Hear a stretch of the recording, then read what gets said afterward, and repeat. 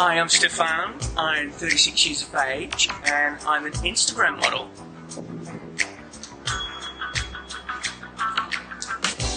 It's been really tough to find love. I think people look at me and they're like, there's no way this guy's approachable, I can't get him. But I am. I'm dead at heart and I'm ready for love. My friends would describe me as forgiving. I'm heavily involved into human rights. Hold on a minute, is that waitress that used to be a working girl supporting her 5-year-old daughter? What a whore. My friendship group, all 2 of them, I had 3. She was on Insta, but she wanted me to send naked pictures of myself. I was like, no way, but I get paid. Anyway, my friendship group would describe me as introverted, and it definitely takes a while for me to come out of my shell. I'm active. Just take one look at me. So you don't have to be a rocket scientist to realise how active I am. And yeah, I just love fooling around. I'm not immune to loss. Recently, I've just lost someone really close to me. That was a part of my life for 2 years. Sorry, I haven't. Can we... Dora, my fish, who was born in a refugee camp and survived. As you can imagine, that was really tough. I had her home and yeah, we just got along. I'm just looking for someone to share the rest of my life with. I want to find another goddess. Welcome to Legends with Bevo. Well, g'day and welcome to another edition of Legends with Bevo down here at the Alma tonight. And Big Brother, yes, it's back. We're seeing all the adverts. Every time we watch Channel 7, all you hear is about Big Brother this year. And who better to talk about it than a man who has been on Big Brother, finished 6th back in 2007, our one and only Adelaide boy himself, Joel Scalzi. Great to have you on, mate. Good to be here, mate. Good introduction too, don't worry about that. Yeah, fantastic. Absolutely, mate. So the people that are going on this year, you've been there, you've done it all. What do they expect? Yeah, look, I was on there for 3 months, so 90 days in total back in 2007. But I think reality TV is very different now than it was back then. Back then, you know, we weren't interested in storylines or being a villain. I think now they know if that they can be a villain or if they can be something, they can get more screen time. Back then we were just being clowns and we didn't really know what we would be portrayed as. So we just had an absolute ball and an adventure, and it's a great experience.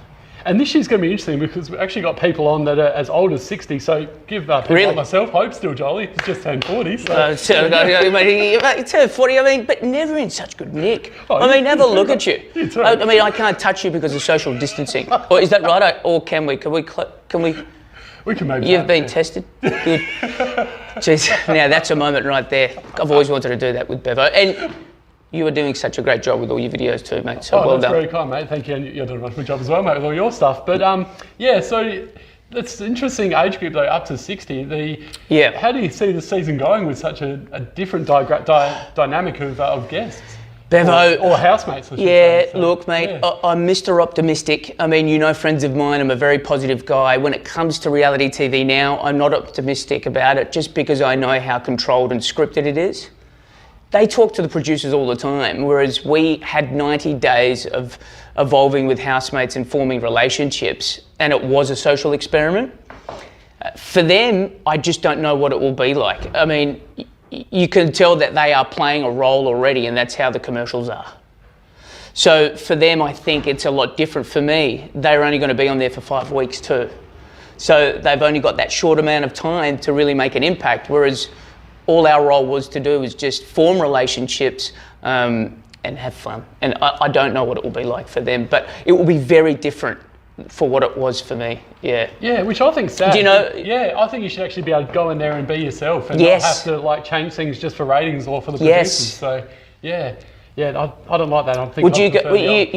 Have you ever auditioned, Bevo? I have twice. Talk about that, please. It was very random. I was doing random things like pretending I was Steve Irwin trying to catch a crocodile, and trying to make a human pyramid with about 20 other people. And but I don't think as you've been on it yourself, they already know who they want. Yes. And they have their footy jock. They have their token gay and lesbian people. Yes. They have their like I guess good-looking female Instagram model. They've always, and they're farmer, and sort of country guy. They've always got what they want. Yes. So I don't, and maybe I was too nice. Who knows? But Look, as he says that, you see this grin. You are too nice, but it's a good thing. It's a beautiful thing, mate. But I don't know. How was your audition process? How did you find it? Yeah. Because obviously I knew I was doing this, and I was thinking about the day I was at Morphettville Racecourse, and there was 5,000 people there from South Australia, and. That day was a confident day from me. We got broken up into groups, and then you had to tell stories from your past, and if they thought they were colourful enough, they would move you on to another group. Every time you got moved on to a group, they dwindled it down and it got smaller and smaller until I think it was the last 10. And then you just had to tell them why you'd be good on TV and something that no one knows about you. So I was really honest with that. Obviously, before that, I was in college in America, and I had some stories about that. And then they said, "Yeah, you're through." And I kept Bevo the number from that day, the audition number, and I put it on my letterbox. And I went home and I said to my housemates, "I think I've got this." and it wasn't being arrogant. It's just that. You know when you have an impact on people in a room, and I think that day that I did, and I got through. Yeah. Amazing. And what was the experience like? Was it pretty nerve-wracking going into that house, not knowing what to expect? I was nervous. Yeah, I'm a confident guy, but I was nervous. Yeah, very nervous, because you're in isolation. I was in isolation for a week with my beautiful sister, so I had a chance to take in my mates, and I thought, geez, I've got a few loose mates. I don't really know if I need to bring them into isolation. My sister and I have a great relationship, and I thought it was really important to have her there with me before I went in, and she was there. And then after isolation, you don't see anyone. All of a sudden, you're on a stage with Gretel Colleen, who everybody knows and watches, regardless of whether you're a Big Brother fan or not. You know who Gretel Colleen is. So out of isolation, just picture what we've been in. And then all of a sudden you're on stage with Gretel, and she's, asking questions about you. And I was nervous, but it took me 2 minutes to settle myself down. And she's easy to look into the eyes. I don't mind Gretel. You loved it. I do. And after the show, you mentioned before that you were part of the Red Rock Noodle Bar because your family owned it. Yes. What was it like dealing with all that fame? Because everyone had been wanting to have photos with you, selfies and stuff like that. How'd you cope with it all, Jolly? Oh, Bevo. I mean... You loved it, didn't you? Bevo. Oh, a little fella like me really got amongst it. The place where we're in now has been a lot of conquests. As in forming relationships. Nothing like that, because that would be untoward. Bevo, the time afterwards was full on. I had SAFM breakfast show. I was dealing with, I hate it, it's never fame. You just deal with a period where you know you're going to be popular. It wasn't fame, because fame is something that is given to people that are going to have more of a legacy. And fame is something that is earned, and you really need to be good at your craft. And I don't say that just because I was on reality TV. So I knew I was going to be popular for 6 months, and I took advantage of it, and I had a lot of fun. I got a little bit upset sometimes when I was with my mates. They didn't stay with me when I was you would get accosted for 6 months, like, at pubs and clubs, and you'd get your ass grabbed, and, everyone did want you for that period of 6 months. That would happen to Renault, wouldn't it, mate? Oh, have you seen my ass, mate? I mean, it's peachy. I don't want to go to touching it again. You're doing this. You're going down that path. You are. Look at that grin. I just knew for that period that was going to happen, and I took it for what it was, and I thoroughly enjoyed it. SAFM, I don't think I gave my best at the breakfast show, because I had a lot of late mornings, and I was just, I was really enjoying that 6 month period. So I respect radio and the industry a lot more now than I did back then. Yeah, because you spent a bit of time over in Sydney as well, doing some emceeing with the Sydney Swans and Sydney Kings. And, yes. What made you come back to Adelaide after that?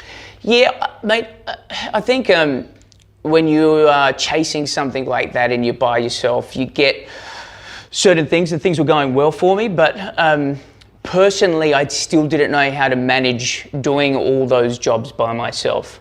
I was good at the time professionally, but I think personally, I wasn't as well-rounded as I was now, and I think tennis coaching and working with kids has made me a lot better. I wish I had that experience as a person back then when I was doing the media work, and I think that would have helped me stay in the industry a little bit longer. But yeah.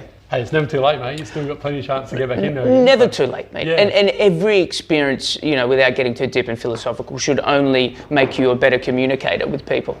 You're a better communicator now, I'm sure, than you were 10, 15 years ago through your life experience, and I'm sure I will be too. Yeah, no, well said. And in terms of your experience in the house, what were some of the ups and downs there? And did you ever find yourself getting bored? Because you know you're in the house for a long period of time. So. Like 90 days. When you say it like that, 90 days. People ask me 90 days. Yeah, I didn't get bored. I didn't get bored because I was able to be a chameleon. I could evolve. I never took it that serious. There were people in there that were smokers. They would get agitated and start fights after being short with people. You could tell that. There were a few moments. There was a good friend of mine in the house that lost her father during that time. The producers didn't know whether to tell her in the house or wait. Ultimately, they told her, and that was really sad because as housemates, we found that out later on in the 90 days.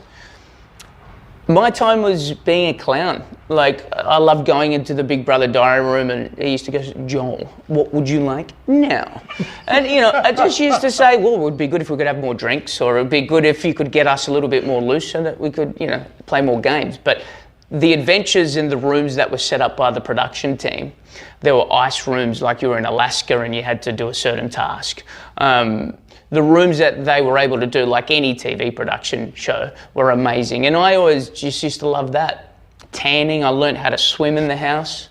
It was an absolute ball. It was a great experience for me, yeah. And you've also been involved in doing some advanced hair commercials, and I would love to get an advanced hair myself. And you got to hang out with the great Shane Warne. How did this all come about, mate?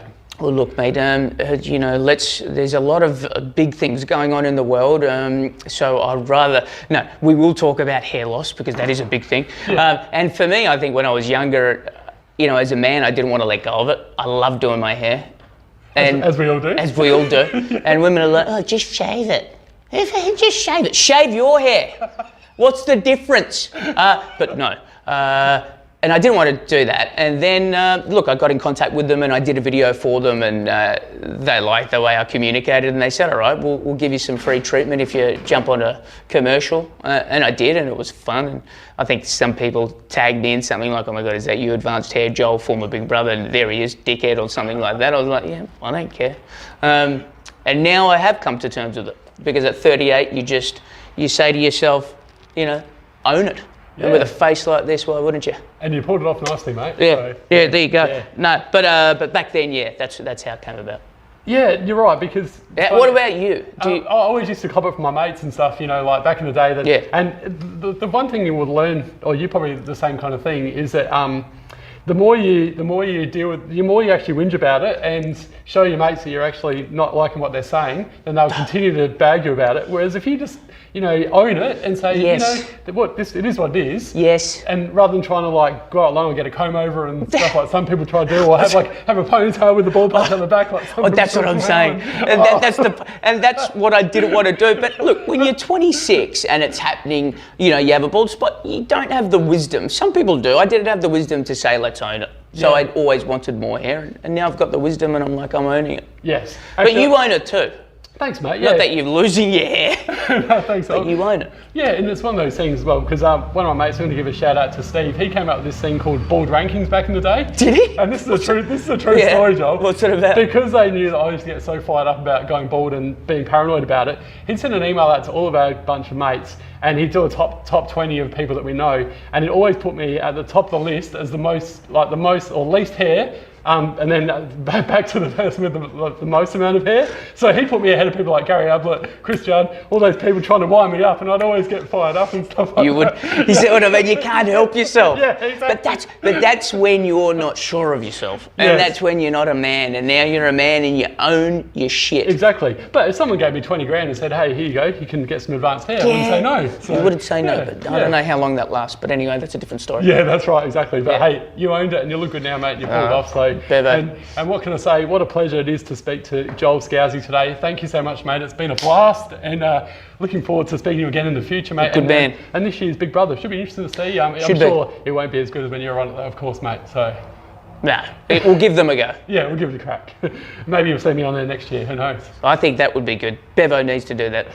Tell them about some of my past antics. That would be interesting. Oh, you were telling me you don't want to talk about that now? No. Oh, mate, I'm happy to admit I work as a nude model at Hens Nights. Hey, you get nude as well and put it up on Facebook. You can't talk in some of your videos. Bevo, our bodies are our instruments. And if we don't own our bodies and the way they're shaped and formed, I mean, what's the point? We're meant to be free. Especially if we're in fit and good shape as well, mate. Oh, let's do it now. Yeah. Let's finish it up.